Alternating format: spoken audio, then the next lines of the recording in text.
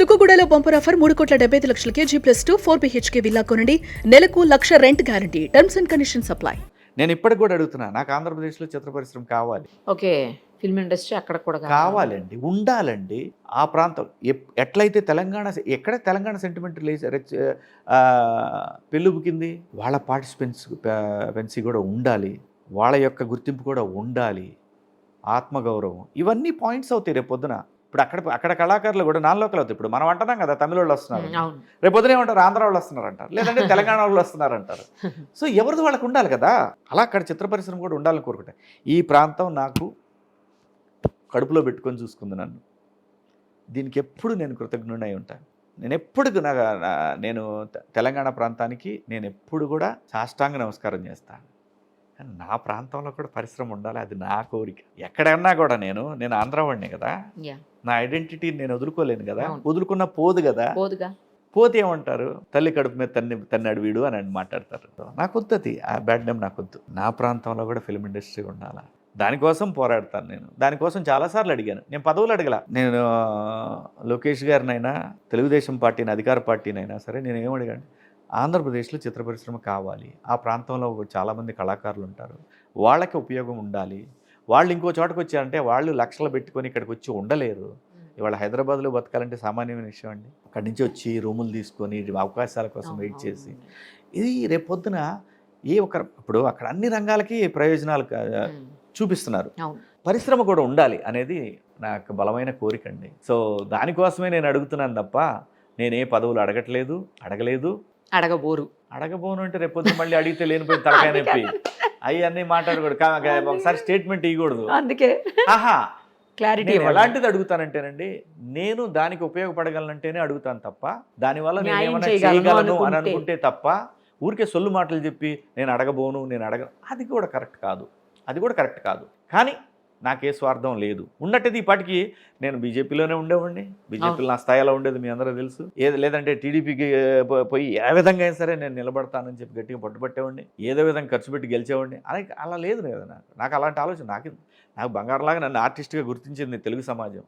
నేను మంచి ఆర్టిస్ట్గా, నాకు మొన్నే గద్దర్ అవార్డు వచ్చింది, తెలంగాణ ప్రభుత్వం నాకు గద్దర్ అవార్డు ఇచ్చింది. సో ఇన్ని నాకు నటుడిగా నాకు ఇంత అవకాశం ఇచ్చినప్పుడు ఇంకో దానికోసం ఎందుకు పోకులాడాలి? సమాజం గురించి మాట్లాడటం నా బాధ్యత, నేను ఖచ్చితంగా మాట్లాడతాను. రేపు పొద్దున ఏదైనా అవకాశం వచ్చినప్పుడు నేను ఇదైతే బాగుంటుందండి, నాకు ఇవ్వండి, నేను ది బెస్ట్ చేసి చూపిస్తానని కూడా అడుగుతాను. దాంట్లో తప్పులేదండి. పదవుల్లో ఉండి దానివల్ల ఎలాంటి లబ్ధి పొందాలనే ఆలోచన ఉంటే నా వ్యక్తిగతంగా అది తప్పు. నేను ఆ పదవి తీసుకొని దాన్ని 10 times దాన్ని డెవలప్ చేయగలను అనుకుంటే వెళ్తానే తప్ప, లేకపోతే నేను అది కూడా ఎక్స్పెక్ట్ చేయనండి. నేను పనికిరాను దానికి, ఎందుకు ఊరికే ఏదో హోదా కోసం మనకు పదవి కావాలి, అలాంటి ఆలోచన నాకు మొదటి నుంచి లేదు, రేపు కూడా ఉండదు. ఇంకోటి ఏంటంటే, ఏదైనా లాక్కోవాలంటే నాకు భయం. నాకు వద్దు, మనది కాదు. ఎందుకండి మనకెందుకు? ఫైనల్లీ చెప్పండి, మావిగాన్ అనే వర్డ్ ఎందుకు వచ్చింది అసలు? ఎట్లొచ్చింది? ఆయన నేను అనేది, మన టైం బాగాలేనప్పుడు మనం రకరకాలుగా మాడతామండి, అది ప్రాబ్లం. అంతే, టైం బాగాలేదు. ఆయన ఉద్దేశం మచిలీపట్నం, విజయవాడ, గుంటూరు అన్నారు కదా, అది అప్పుడు ఎందుకు అనలేదు అంటారు ఇప్పుడు ప్రజలు. అసలు ఈ ప్రాంతమే వద్దన్నారు మీరు. మరి ఇప్పుడు ఇక్కడ ఈ మూడిట్లో అయినా మనం బిల్డింగ్లు కట్టాలి కదా, మళ్ళీ అడ్మినిస్ట్రేషన్కి అయినా కానీ, హైకోర్టులకు కానీ, ఏదైనా కానీ బిల్డింగ్లు కట్టకుండా కానీ. అదే నేను అంటున్నానండి. అసలు ప్రాబ్లం ఏంటో మనం కూర్చొని రియలైజ్ అయితే కదా, అనలైజ్ చేసుకుంటే కదా మనం ఏం చేయాలనేది. మనకి మీడియా సపోర్ట్ ఉండొచ్చు, మన దగ్గర డబ్బులు ఉంటే మీడియా సంస్థలు మనకు సపోర్ట్ చేయొచ్చు, మనం ఏమని చేయొచ్చు. కానీ ఇక్కడ ప్రజలు, వాళ్ళ అవసరాలు, వాళ్ళ ఆలోచనలకు అనుగుణం అనేది కొన్ని పదాలు ఉంటాయి. వాటి ప్రకారం ఆలోచిస్తే ఇవన్నీ మీకు హెల్ప్ అవ్వచ్చు. మీ డబ్బు, మీకున్నటువంటి మీడియా సంస్థలు, లేదంటే మిమ్మల్ని సపోర్ట్ చేసేవాళ్ళు, వీళ్ళందరూ. కానీ మన ఆలోచన కరెక్ట్గా లేనప్పుడు ఏది సహకరించదు, ఏది చేసినా కానీ వికటిస్తుంది. అది ప్రాబ్లం. సో టైం బ్యాడ్, అంతే. నేనైతే సింపుల్గా అదే అనుకుంటానండి. ఆయన గట్టి అవకాశం ఇచ్చారు, చాలా పెద్ద అవకాశం ఇచ్చారు, టైం బ్యాడ్, అంతే. అంతకన్నా ఏం మాట్లాడాలి? సింపుల్ అండి, అంతే. Time bad. గట్టి అస్త్రం ఇచ్చారు అధికార పార్టీకి, మాత్రం చాలా పెద్ద అస్త్రం ఇచ్చారు. ఎంత బలంగా, ఇప్పుడు అమరావతికి కూడా అంతే అండి. ఆయన టెంట్లో ఇచ్చారు అక్కడ, మాకు 3 రాజధానులే కావాలి, ఇది వద్దు అని. ఏమైంది? వికటించింది. అగెన్స్ట్గా వెళ్ళకూడదండి నేచర్కి. ఎవరైనా సరే అగెన్స్ట్గా వెళ్ళకూడదు. ఇప్పటికైనా సరే ఏ రాజకీయ పార్టీ అయినా మనం ఎందుకు ప్రజల మెప్పు పొందలేకపోతున్నాం అని కూర్చొని ఆలోచించుకొని సరైన వ్యక్తులను చుట్టూ పెట్టుకుంటే పని అవుద్ది తప్ప ఇక్కడ ప్రతిదీ రూపాయితో ఆలోచించి ప్రతిదీ లబ్ధి పొందుదాము, ఎలాగైనా సరే మనమే ఉందాము ఇంకా నెక్స్ట్ 30 years ఇలా ఆలోచిస్తే పని అవ్వదండి. ఎప్పుడు ఉండలేడండి. బయటికి వెళ్తే ఉంటామో పోతామో తెలీదు, ఓ ఫ్లైట్ ఎక్కితే దిగుతామో లేదో తెలీదు. ఏది శాశ్వతం? ఎందుకు ఆలోచించాలి అలాగా? అదే ఇప్పటికి కూడా జగన్ గారు కూర్చొని అసలు ప్రజలు ఏమనుకుంటున్నారు, మేమేమనుకుంటున్నాం, మనకే ఎందుకు ఇలా అవుతుంది, నేను ఎందుకు అందరితో మాట్లాడలేకపోతున్నాను, నేను కొంతమందినే పిలిచి వాళ్ళు ఏం అడగకుండా నేను మాత్రమే మాట్లాడుతున్నాను, ఇవన్నీ అందరు గమనిస్తారు కదండి. నేనంటాం కదా, అందరు గమనిస్తారు కదా.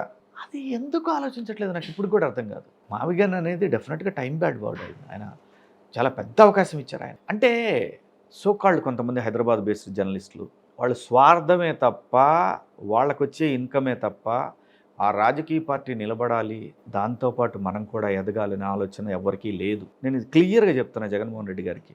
నిజంగా ఆయన మంచి కోరుకునే వాళ్ళందరికీ కూడా ఈ పెయిడ్ సెక్షన్ను పక్కన పెట్టేసి నిజాయితీగా ఒక రాజకీయ పార్టీకి వాళ్ళకి ఎటువంటి ఆలోచనలు టువర్డ్స్ సమాజం ఉండాలి, ఎంతో కొంత నిజాయితీ కనపడాలి అనే విధంగా ఆలోచిస్తేనే ఆయన నెక్స్ట్ ఎలక్షన్స్కి పోటీ ఇవ్వగలుగుతారు అనేది నా అభిప్రాయం. నా అభిప్రాయం నచ్చదు చాలామందికి, వాళ్ళకి నచ్చకపోయినా కానీ వాస్తవం ఇది. ఈ వాస్తవంలోకి వస్తే ఎంతో కొంత కంపీట్ చేయగలుగుతారు అధికార పార్టీతో. లేకపోతే ఇదే పొద్దాకల కంటిన్యూస్గా వాళ్ళు ఏం చేసినా మీరు విమర్శించడం, లేదంటే ఏదన్నా నిజాన్ని మాట్లాడిన మాబోటి వాళ్ళని ఇష్టం వచ్చినట్టు క్యారెక్టర్ అసాసిన్ చేయటం, ఇలాంటివన్నీ జరుగుతాయి. చేతికి దొరికితే నేను వదిలిపెట్టేవాడిని కాదు.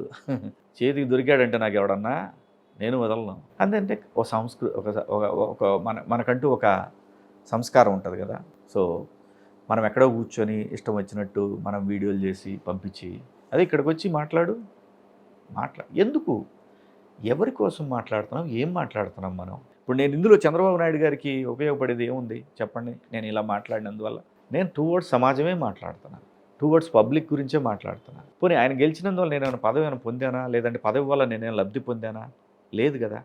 ఎస్, ఆయన ప్రూవ్డ్ లీడర్. ఆయన మీరు ప్రూవ్ చేసుకోవాలంటే ఎంత హార్డ్ వర్క్ చేయాలి, ఎంత సపోర్ట్ చేయాలి ఆయనకి. మీరందరూ కూడా వీడియోస్ కింద కమెంట్స్ పెట్టేసుకొని ఇష్టం వచ్చినట్టు చేయాలి.